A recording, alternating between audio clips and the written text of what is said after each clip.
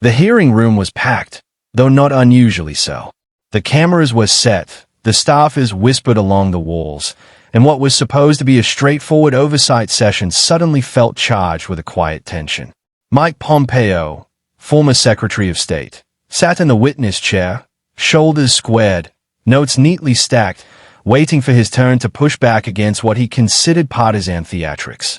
Across from him sat Representative Jasmine Crockett, a rising political voice known for her sharp wit, calm presence, and an ability to tame carefully laid political traps inside out without raising her voice. The exchange didn't begin with fireworks. It started with a soft jab, the kind Pompeo had delivered countless times before. He leaned into the microphone, referencing Crockett's voting record, painting it as inconsistent, reckless even, carefully choosing words that suggested she was out of her depth, more concerned with appearances than governance. It was a move designed to provoke, to shake her composure just enough to create a headline-friendly clip. Not a blow-up, but a subtle stumble. What Pompeo didn't factor in was that Crockett had been here before. Not with him, necessarily, but with this playbook. The insinuations, the polite condescension dressed as professional concern. She didn't shift in her chair. She didn't rush to interrupt. Instead, she let him finish. She let every word settle in the air like dust, and when the silence came, she filled it not with defensiveness, but with clarity. "Secretary Pompeo," she began, voice even, eyes steady. "When you attack my record, I hope you're prepared to discuss yours with the same level of scrutiny." It was a quiet opening, but it landed like a challenge issued on solid ground. The room shifted. Even those who had expected a routine back and forth leaned in slightly. Crockett didn't stop there. She outlined, point by point, the legislation he had referenced, bills he had framed as contradictions, and explained the context of each vote. Not in jargon, not in a lecture, but in a way that revealed the story behind the numbers. She drew a straight line from principle to action, connecting her decisions to her district, to the constitutional considerations at stake, to the human consequences beyond the committee walls. Pompeo tried to interject once, twice, but the precision of her response left little room for interruption without appearing evasive. By the time she had finished, what had been presented as inconsistency now looked like discernment. Each vote a deliberate choice weighed against competing realities, not a scattershot record of contradictions. And then she turned, gently, without hostility, to Pompeo's own tenure. "You mentioned accountability," she said, "so let's discuss what accountability looked like during your time in office." It was the pivot no one in the room had prepared for, but everyone should have expected. She didn't lob accusations. Instead, she asked questions, pointed, undeniable questions, about agreements made behind closed doors, about the shifting rationale for policies abroad, about statements made under oath that later required clarification. Each one framed not as an attack, but as an inquiry, an opportunity for transparency. The elegance of it was in the balance, tough, but respectful, direct, but unflappable. Pompeo, who was known for controlling his narrative with military-like discipline, found himself in unfamiliar territory, the defensive side of a quiet, relentless cross-examination. The more he sought to redirect, the more Crockett calmly returned to the original thread, each time with documented facts, dates, and outcomes that made diversion look like avoidance. The cameras caught everything. The subtle tightening of Pompeo's jaw, the flicker of irritation he tried to mask with a thin smile, the way Crockett never once raised her voice or gestured wildly. She didn't need to. Authority, in that moment, came not from volume but from command, of the facts, of the room, of the tempo of the conversation. What made the exchange electric wasn't shouting or spectacle. It was a growing realization among everyone present, aides, journalists, even political opponents, that this was no longer a standard partisan clash.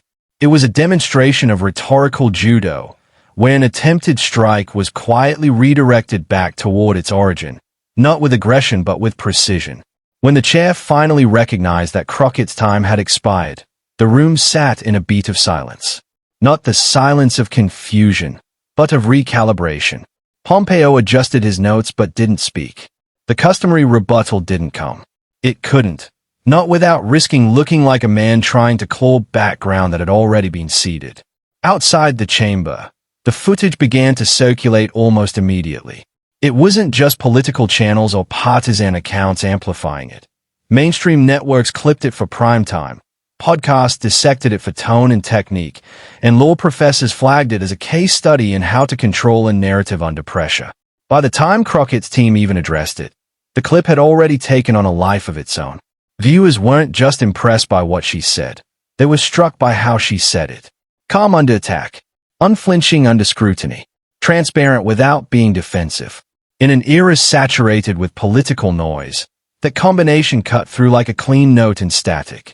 People on both sides of the aisle, at least those willing to see beyond the jersey colors of politics, admitted privately, sometimes publicly, that it had been a performance not of showmanship, but of leadership. And Crockett knew better than to gloat. When asked about it in a hallway interview later that day, she shrugged. "It's not about winning a moment," she said. "It's about making sure the truth is louder than the noise." The comment itself became its own headline, not fiery, but human, a reminder that politics at its best isn't about scoring points, but about steadying the ground on which the debates take place. What Pompeo had intended as a soft, controlled strike had instead become a quiet inflection point, one that would follow both of them well beyond the walls of that hearing room. In the days that followed, the clip didn't fade. It grew. Morning shows replayed it with panels of analysts debating what it meant. Commentators tried to spin it. Some argued that Pompeo had been ambushed. Others claimed he had held back out of respect. But underneath the noise, the core truth of what people saw couldn't be edited away. A high-profile political figure launched an attack, and the intended target answered with such composure, precision, and quiet force that the attack collapsed in real time. For Crockett, it wasn't a victory parade. It was a reminder of why she ran for office in the first place, to bring accountability with clarity, not chaos. Her team spent the following week responding to constituents, not just about the exchange, but about the policies that had been dragged into the spotlight. They understood that virality without substance is a sugar rush, fast, addictive, and fleeting. What mattered was to turn that momentary attention into meaningful connection. Meanwhile, in political circles, strategists dissected every frame. What gave her the upper hand wasn't a secret tactic. It was preparation meeting opportunity. She didn't memorize attack lines. She understood the mechanics of the policies in question. She wasn't afraid of the heat because she knew the architecture of the argument before stepping into the room. In a political climate addicted to spectacle, this was something rarer, someone who understood that performance without grounding is a hollow weapon, and grounding without presence is a wasted one. Crockett carried both. Pompeo, for his part, avoided direct comment. His office issued a short statement about spirited exchanges being part of democracy. But those who had worked with him knew the silence afterward wasn't indifference. It was calculation. He understood better than most that in politics, overcorrecting after a public misstep often prolongs the wound. Letting it pass without feeding it was the safest move. The clip would fade, he reasoned. The internet would find its next spark soon enough. And in a sense, he was right. But not entirely. The moment lingered, not because of scandal, but because of style. Voters across regions began sharing it as an example of how political confrontation could be handled without turning every disagreement into a demolition derby. Teachers used it in civics classes, pointing out the difference between power and control. Even some hardened cynics admitted, grudgingly, that for once, a hearing had produced light rather than just heat. Crockett didn't capitalize on it with a victory lap. She leveraged it as a teaching moment. She gave interviews not about Pompeo, but about governance. She redirected questions about winning the exchange back to the issues, foreign policy decisions, the need for legislative precision, the danger of weaponizing half-truths. The effect was subtle but profound. It reminded people that integrity can coexist with political skill, that authority isn't measured only by how loudly someone can dominate a room, but by how steadily they can hold it. Weeks later, a different hearing took place, same room, different subject. This time, both sides seemed just a bit more cautious, a bit more grounded. Perhaps it was coincidence. Perhaps it was the ghost of that previous exchange lingering in the minds of staffers, shaping prep notes, reminding everyone involved that optics cut both ways. A moment of misplaced arrogance could turn into an enduring symbol. A measured, human response could become a quiet benchmark. Pompeo eventually returned to the media circuit, discussing foreign policy, national security, the usual arenas where he was at ease. Rarely did anyone ask him about the exchange, but when it did come up, he kept his answers short, diplomatic. Crockett, when pressed about it months later, simply smiled. "We disagree on plenty," she said, "but disagreement doesn't have to mean disrespect on either side. My job isn't to make noise. It's to make sense." The political world, always hungry for novelty, had already moved on to fresh controversies. But somewhere in the background, the clip lived on, not as a weapon, but as a reference point, a reminder that there are still ways to engage in political combat without abandoning principle or composure. For a system often accused of being broken beyond repair, it was, if nothing else, a flicker of what's still possible. In the quiet moments, away from the lights, Crockett's staff understood what the public rarely sees. How fragile those moments are, how quickly they can collapse under the weight of ego or impulse. That day, in that room, they had seen something rare. Not perfection, not victory, but balance.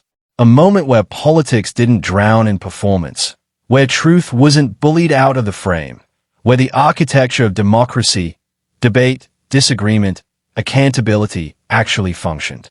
And that, more than any headline or viral surge, was the real story. Not that Mike Pompeo had been stunned into silence. Not that Jasmine Crockett had scored a tactical win.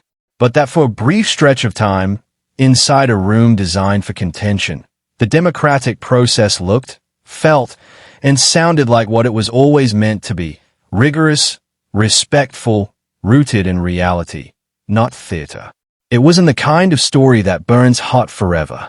It was the kind that leaves an ember, quiet, steady, waiting. The kind that voters remember not because it shouted the loudest, but because it reminded them of something they'd almost forgotten.